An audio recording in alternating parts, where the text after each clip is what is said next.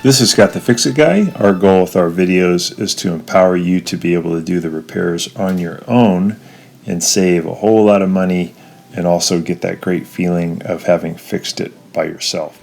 Today we have a Samsung washing machine that isn't draining, and this could also be true for the LG washing machine. They're very similar. Down in the lower left-hand corner, there's a little door that you can open up, and there's a thing in there called the coin trap, and sometimes it's clogged with debris.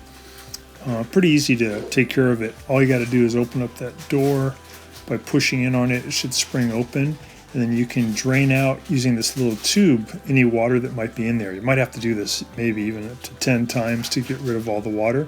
Make sure you got all the water out of this little tube and then unscrew the coin trap. And you may find there's a bunch of junk caught in there. Sometimes though, even though you clean out the coin trap, there's actually something caught a little further in. Behind the coin trap, there's a little tube. Look in there carefully. You may find something caught. In this particular machine, the coin trap was cleared of some debris, but it still wouldn't drain. And behind that coin trap in a little tube, there was a small baby sock. I was able to pull it out with a pair of long needle nose pliers, but you could even use something like an extended coat hanger with a hook, and you could reach in and pull out. Sometimes these little things get caught in there and prevent the machine from draining.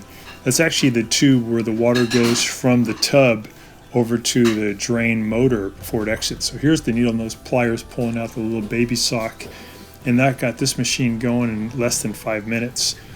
So hopefully this will help you with your machine too. Sometimes it's actually the drain motor is no longer working, but oftentimes it's some kind of an obstacle. Hope that helps you. Thanks for watching, and please subscribe when you get a chance, and we'll send you a lot more home repair videos. Thanks again.